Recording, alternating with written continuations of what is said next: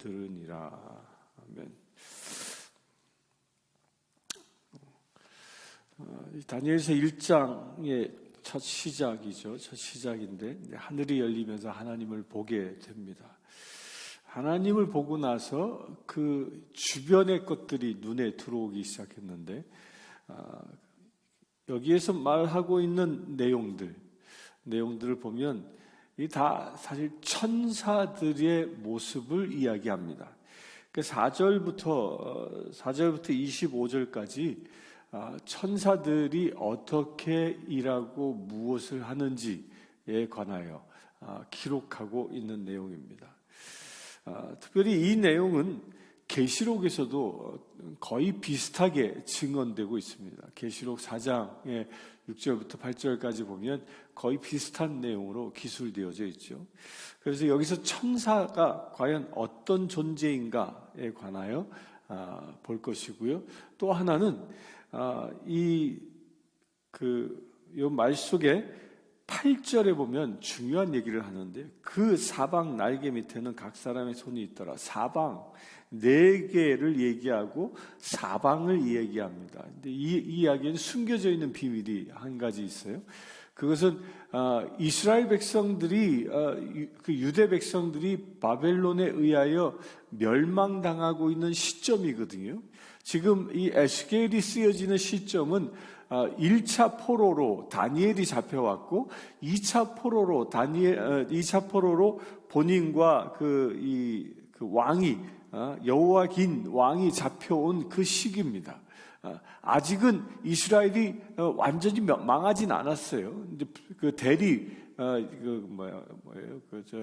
이 바벨론에서 그 꼭두가시 왕을 세워놓고 아직 예루살렘 성전이 무너지지 않은 그때예요. 그런데 그때에 그럼에도 불구하고 이스라엘 사람들은 어떤 생각을 했냐면 2번에 걸쳐서 느부갓네살에 의하여 침공당하고 이스라엘이 그 전쟁에서 패하죠.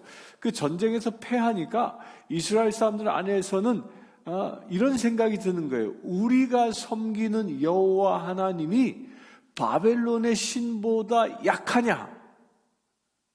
이런 생각을 하게 되는 겁니다. 그때 당시에는 지금부터 약 2600여 년 전의 이야기인데 그때 당시는 전쟁이 일어나면 사람과 사람과 나라와 나라 간의 싸움이라고 보기 이전에 그 나라를 지배한 그 나라의 수호신과 상대의 나라의 수호신과 전쟁을 한다라고 생각했던 겁니다. 그래서 이스라엘 사람들이 바벨론에 의하여 패하니까 우리의 신이 바벨론의 신에게 졌다라는 그런 생각을 하게 된 겁니다. 바로 그런 생각이 사로잡혀 있을 때 하나님은 어떤 분이신지에 대하여 이 에스겔에게 하나님이 계시하고 있는 겁니다. 하나님은 이스라엘 한 나라를 다스리는 그 나라에만 속해 있는 지역신이 아니라는 거예요. 하나님은 어떤 분이냐? 온 사방에 충만하여 온 사방을 다 다스리시는 분이시다. 이것을 다시 상기시키고 있는 것이죠. 분명한 사실입니다. 하나님은 세상을 창조하셨고 지금도 온 사방에 아니 계신 곳이 없이 존재하고 계신 분이 하나님이시라는 겁니다. 이 부분을 상기해야 합니다. 이것은요, 우리가 살아가면서 내가 어디에 가든 늘 주님의 영역 안에 있음을 우리 잊지 말아야 한다라는 겁니다. 하나님이 함께한다. 그래서 천사에 대하여 이 기술하고 있는데 천사의 모습을 보면 북쪽에서부터 폭풍과 구름이 오는데 그 속에서 불이 번쩍번쩍하여 빛이 그 사방에서 비치며 그 불 가운데 단쇠 같은 것이 나타나 보이고 내 생물의 형상이 나타나 보이는데 북쪽으로부터 이렇게 내려온다. 북쪽으로부터 내려온다. 이게 이 이야기는요, 이스라엘 사람들에게는 북쪽으로부터 늘 군대가 내려온다라는 생각을 기본적으로 하고 있었습니다. 그러니까 이스라엘이 그 지정학적으로 보면 이 북쪽에 이 아수르, 바벨론 그 강대국들이 늘 있었죠. 그 군대의 침입을 받았었는데 그 군대의 침입을 받는 것을 형상화해서 그것이 이스라엘 그 적국의 군대뿐만 아니라 하늘의 군대도, 하나님의 돕는 군대도 그 북으로부터 내려온다라는 것을 이야기합니다. 그래서 여기서 단쇠는 뭐냐? 이게 쇠를 불에 달궜을 때 이게 막 그 불타는 붉은 빛이 되지 않는 그런 형상을 이야기하는 거고요. 그리고 천사가 또 어떤 형상을 가지고 있느냐? 네 얼굴과 네 날개를 가졌다. 네 얼굴은 어떤 얼굴이라고? 사람의 얼굴, 사자의 얼굴, 소의 얼굴, 또 이 독수리 얼굴, 네 가지 얼굴을 가지고 이 네 면의 얼굴이 있다. 좀 이상한 형상이죠. 이게 계시록에서는 그걸 네 생물이라고 얘기했는데 이상한 형상이고, 또 날개가 네 개가 달려 있다. 그 두 개는 나르는 데 쓰고 두 개는 몸을 가리는 데 쓴다. 계시록에서는 그것을 어떻게 표현합니까? 보좌 주변을 천사 거룩들이 나르면서 두 날개로 자신의 몸을 가리고 두 날개로 나르면서 보좌 주위를 돕니다. 그러면서 뭐 합니까? 하나님을 찬양하죠. 거룩하시다, 거룩하시다, 거룩하시다 하면서 그런 천사들의 모습이라는 겁니다. 그 사자의 얼굴, 사람의 얼굴은 무엇을 얘기합니까? 사람의 얼굴은 사람이란 존재는 하나님을 닮은 형상입니다. 그러니까 하나님을 닮는 형상, 그 지혜를 상징하기도 하고요. 하나님의 형상이 그 안에 있음을 이야기합니다. 또한 사자와 같은 모습을 봅니다. 사자는 왕의 권세를 이야기함과 동시에 힘의 권세를 이야기합니다. 사자는 포효하는 가장 강력한 짐승을 상징하지요. 또 이 소는 무엇을 의미합니까? 소는요, 충실함, 우직함을 이야기합니다. 그 소는 이스라엘 사람들에게 농사 지을 때 사람들에게 가장 충실하게 섬기는 봉사일을 감당한 것과 같은 그런 이미지인 거죠. 또 이 독수리는 뭐냐면, 독수리는 날렵함, 또 제한이 없이 공중을 날아다니는 그런 존재로 독수리가 사귀어져 있다. 그러니까 천사는 어떤 존재냐? 하나님의 모습도 있고요. 사자와 같은 그 강력한 힘도 있고요. 소와 같은 충실함이 있고, 또 독수리처럼 날렵한 그런 존재다라는 표현을 하고 있는 것입니다. 그런데 그 천사는 어떻게 움직이냐 하면 12절에 보면 영이 어느 쪽으로 가면 그 생물도 그대로 가되 돌이키지 아니하고 일제히 앞으로 곧게 행하며, 또 20절에 보면 영이 어떤 쪽으로 가면 생물도 영이 가려 하는 곳으로 가고 바퀴들도 그 곁에 들리니 이는 생물의 영이 그 바퀴들 가운데 있습니다. 또 21절에 생물의 영이 그 바퀴들 가운데 있습니다. 그 생물, 이 생물이 천사라고 얘기했죠. 이 천사들을 이끌고 가는 존재가 있는데 그게 영이라 얘기합니다. 그 영이 뭐죠? 영이 성령님이십니다. 그 천사를 운행하고 천사를 관장하시는 분이 누구냐? 성령 하나님이시라는 거예요. 따라서 천사들은 하나님의 영에 의하여 움직이는 존재다라는 겁니다. 하나님의 영에 의하여 움직이는 존재. 이게 천사들입니다.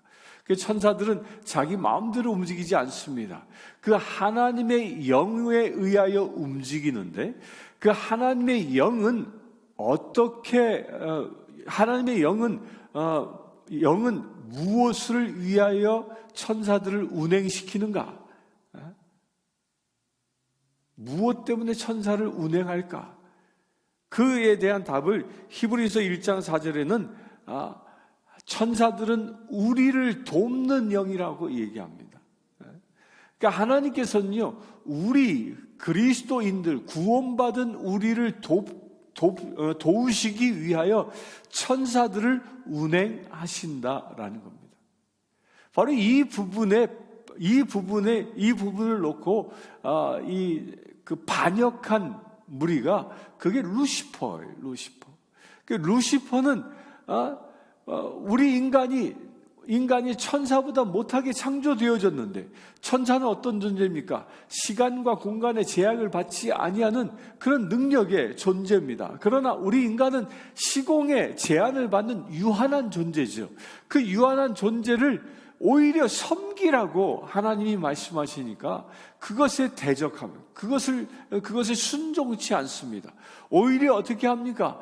섬기는 자가 아니라 오히려 영광을 받기 위하여 하나님을 대적한 존재가 루시퍼입니다. 그러나 천사는 어떤 나머지 천사, 미가엘과 가브리엘과 그 나머지 천사의 군대들은 어떻게 했습니까? 하나님의 영에 의하여 순종하며 나아간다는 거예요. 그들이 순종하며 나아가는 모습을 어떻게 그리고 있냐면 이 9절에 보면 서로 연하였으며 갈 때에도 돌이키지 아니하고 일제히 앞으로 곧게 행하며 날개가 서로 연결되어져 있다라고 얘기하고요. 또 12절에 보면 일제히 앞으로 곧게 행하며 그대로 가되 돌이키지 아니한다. 혼란을 일으키지 아니한다. 또 일제히 앞으로 곧게 행하며, 그래서 영이 이끄는 대로 곧게 나아간다는 거예요. 하나님이 말씀하시는 대로 천사들은 1.1획도 틀리지 않고 그대로 나아간다. 그런 존재가 천사라는 겁니다. 그런데 그 하나님의 명령이 무엇입니까? 우리를 돕기 위함이라는 겁니다. 이게 천사가 주님 앞에 무릎 꿇고 말씀에 순종하는 것처럼 우리 또한 그래야 하는 것이죠. 또한 천사는 그처럼 사람을 섬기는 일을 하는 존재로 창조되어졌는데 어떻게 해요? 우리를 섬기는 이로. 그런데 우리를 섬기는데 희한한 표현이 하나 있습니다. 그게 뭡니까? 이 15절부터 보면 바퀴가 등장합니다. 그러니까 천사가 4개의 날개를 가지고 날아다니는데 그 밑에 바퀴가 있다는 거예요. 이게 도대체 무슨 모양일까? 저는 이런 생각이 얼핏 들었어요. 뭐죠? 요즘 젊은 사람들이 이렇게 타고 다니는 그 전동으로 움직이는 바퀴 2개 달린 거 있잖아요. 뭐라고 해요? 그 딱 올라타면 바퀴 2개만 있는데 그냥 쭉 가잖아요. 바로 그런 거 비슷하지 않나 싶은데요. 그런데 중요한 건 뭐냐면요, 이 바퀴의 기능이 바퀴에는 뭐가 있냐면 많은 눈들이 달려 있다 그랬습니다. 그러니까 천사들이 가는 곳을 따라다니면서 그 많은 눈이 따라다니는 거, 많은 눈이. 왜 바퀴에 많은 눈이 있을까요? 눈이 하는 일이 중요합니다. 눈이 하는 일은 뭐죠? 지켜보는 일입니다. 살펴보는 일입니다. 그러니까 천사는 그 바퀴와 더불어 하는 일이 무엇이냐? 우리를 지켜보고 살펴보는 일을 한다는 거예요. 하나님의 영이 이끄시는 대로 가는데 그 하나님의 영이 가는 곳이 어디예요? 우리 사람이 있는 곳이에요. 우리에게 임하십니다. 우리에게 임하실 때 천사들도 우리와 더불어 영과 더불어 우리에게 오는 것이죠. 그러면서 무엇을 합니까? 그 수많은 바퀴에 달린 눈으로 우리를 살핀다라는 거예요. 여긴 이 수많은 눈으로 우리의 일거수일투족, 우리의 머리카락까지도, 우리의 마음의 속마음까지도 읽고 살피시는 하나님의 모습이 이 안에 담겨져 있는데요. 이 말씀을 보면요, 이 말씀을 깨달을 때 보통 사람들은 2가지의 반응을 할 겁니다. 첫 번째는 하나님 앞에 더 겸손해지려는 마음이 있고, 2번째는 두려워하는 마음이 생길 겁니다. 하나님 앞에 말씀에 순종하며 살아오는 자는 더 겸손히 하나님께 더 충성되게 순종하고자 하는 마음이 들 것이지만 죄 가운데 있는 사람들은 두려움에 떨 것입니다. 우리는 어떻습니까? 이 시간 예배하는 분들은 하나님께 더 순종하고자 하는 마음으로 가득하길 바랍니다. 이게 천사의 역할인 겁니다. 그러면서 22절에 한 가지 표현이 재미있는 표현인데, 그 생물의 머리 위에는 수정 같은 궁창의 형상이 있어. 수정 같은 궁창의 형상이다라는 말. 이거를 이 성화를 그리는 이 작가들이 어떻게 표현했냐면, 이 머리에 보면, 성화를 보면 머리 이 뒤에다 이렇게 동그랗게 그려놓잖아요. 동그랗게.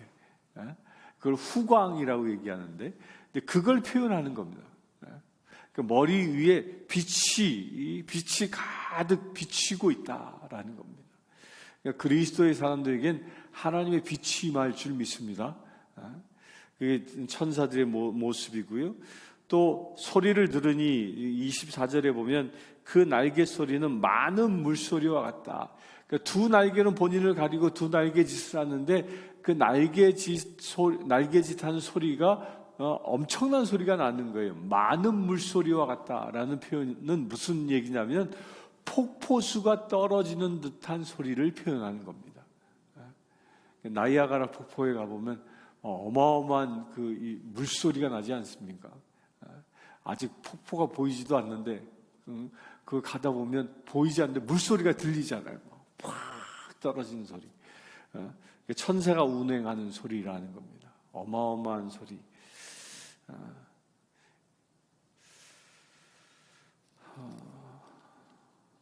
그런데 왜 우리 귀에는 그 어마어마한 소리가 들리지 않을까요? 우리 귀의 한계 때문에 그렇습니다. 이 지구상에서 가장 큰 소리가 어떤 소리냐면, 지구 안에서 나는 소리 중에 제일 큰 소리는 지구가 도는 소리래요. 지구가 자전하는 소리. 뭐든지 이렇게 돌면 소리가 나지 않습니까? 근데 지구도 자전한다, 도는 소리. 근데 그게 워낙 커서 사람이 안 들릴 뿐이라는 거예요. 만약에 지구가 자전하는 소리가 들린다면 세상을 살아갈 사람 없을 겁니다. 어마어마한 소리. 천사의 소리도 그처럼 크다라는 얘기입니다. 그러면서 천사를 보고 나서 천사를 통하여 보여지는 어떤 한 형상이 있습니다. 그게 26절에 보면 궁창 위에, 그 머리 위에 있는 궁창 위에, 그 머리 위에, 그 천사들을 통하여 그 궁창이 보이는데, 그 궁창을 통하여 누가 보입니까? 사람의 모양 같은, 보좌의 형상의 한 형상이 있는데 사람의 모양 같은 이가 보이더라. 그 천사를 통해서 누가 보여야 돼요? 예수 그리스도가 보인다라는 겁니다. 이것 또한 계시록 4장 3절에 보좌에 대하여 그리고 있는 내용과 거의 비슷하게 표현하고 있습니다. 이단 중에는 천사를 섬기는 종파들이 있다고 그러지요. 그 지극히 잘못된 겁니다. 천사는 섬김을 받는 존재가 아니라 우리를 섬기는 존재이고요. 또한 천사는 자신을 나타내 보이는 존재가 아니라 예수 그리스도를 나타내 보이는 존재라는 겁니다. 그게 천사의 역할인 것이죠. 그러면서 27절에 그 모양은 단쇠 같았어요. 여기서 또 다시 용암처럼 이 쇠가 달구어진 모습으로 주님을 표현합니다. 그처럼 빛이 난다. 사방에 광채를 비친다. 여기서도 사방이라고 얘기했습니다. 온 세상에 빛으로 채워주시는 분이 누구라? 예수 그리스도이시다. 그리고 28절에 보면 무지개 같은, 광채의 모양이 비 오는 날 구름에 있는 무지개 같은 그런 빛을 낸다. 여기서 무지개라고 표현한 이유가 있습니다. 그러니까 주님이 발하는 빛은 무지개입니다. 그러니까 7색깔 무지개의 빛을 발합니다. 근데 왜 무지개라고 얘기했죠? 무지개하면 떠오르는 장면이 있죠. 노아가 방주에서 나왔을 때 하나님께서 이제 내가 다시 이와 같은 심판을 하지 않을 것이다 하면서 그 징표로 무지개를 그려놓지요. 곧 그것은 무엇을 상징하냐? 구원을 상징하는 것입니다. 구원을. 7색깔 무지개는 구원을 상징하는 것이죠. 곧 예수 그리스도는 어떤 분이시냐? 우리의 구원자이시라는 거예요. 우리의 구원자. 이런 우리의 구원자 되신 그분이 오늘 하루 여러분들과도 함께하길 바랍니다. 세상에서 성경에서 가장 큰 축복이 무엇이냐? 무엇을 가장 큰 축복이라고 얘기하냐? 구원자 되신 예수 그리스도가 우리와 함께하는 겁니다. 나와 주님이 함께하는 것, 그보다 더 큰 축복은 세상에 없는 것입니다. 왜 그렇습니까? 오늘 1장에 그려져 있는 말씀, 그 보좌에서 앉아 계신 그분이 우리와 함께 하시는데 어떻게 함께 하시죠? 그분이 성령, 영으로 우리와 함께 하시는데 영으로 혼자 오시는 것뿐만 아니라 영으로 무엇과 더불어 옵니까? 하늘의 군대와 더불어 우리와 함께 하시는 것이죠. 예수 그리스도가 우리와 함께 한다는 것은 하늘의 모든 권세가 우리와 함께 한다라는 그런 의미와 같은 것입니다. 여러분들이 오늘 그런 복을 누릴 수 있게 되길 바랍니다. 우리가 살아가는 삶의 자리가 힘들고 어렵고 이 고난이 보이는 그런 역경들이 눈앞에 있다 할지라도 보좌에 계신 그분이 지금 여러분들과 함께 하시는 겁니다. 하늘의 군대와 더불어 여러분들과 함께 하시는 것입니다. 그런 은혜를 누릴 수 있는 복된 날 되기를 주의 이름으로 축원합니다. 함께 기도하겠습니다. 주 아버지 하나님, 하늘의 천사들이 일사불란하게 주의 영 대신 성령 하나님의 이끄심에 순종하며 나아갔음을 우리가 보았습니다. 또한 그 하늘의 천사들을 통하여 궁창이 열리고 예수 그리스도를 보게 하심을 감사합니다. 아버지 하나님, 그와 같은 은혜가 우리에게 임하길 원합니다. 아버지 하나님, 에스겔에게 임하셨던 그 하늘의 놀라운 광경들이 우리에게도 임하기를 원합니다. 오늘 하루의 삶을 살아가며 나 홀로 살아가는 것이 아니라 나를 돕는 천사들과 더불어 또한 천사를 운행하시는 성령 하나님과 더불어 그 성령님을 보내주신 예수 그리스도를 바라보며 살아가기를 원합니다. 주님과 동행하는 거룩한 행보가 되기를 원합니다. 주님 축복하여 주시옵소서. 이 시간 기도하는 모든 심령들마다 주님과 동행하여 오늘 또한 승리하는 삶을 살아가는, 주님께 영광 돌리는 삶을 살아가는 귀한 믿음의 자녀들 되게 하여 주시옵소서. 온전히 말씀에 순종하여 예수 그리스도의 영광을 온 땅 가운데 증거할 수 있는 거룩한 믿음의 세들 되게 하여 주시옵소서. 그 영적 전쟁터에서 날마다 승리하며 살아갈 수 있는 귀한 믿음의 세들 되게 하여 주시옵소서. 우리 주 예수 그리스도의 이름으로 기도드리옵나이다. 아멘. 지금 우리 주 예수 그리스도의 은혜와 하나님의 크신 사랑과 성령 충만함이 늘 말씀에 순종하며 살아가기를 원하는, 그래야 주님과 동행하며 살아가기를 원하는 주의 사랑하는 모든 세들 위해 지금부터 영원토록 함께 하실지어다.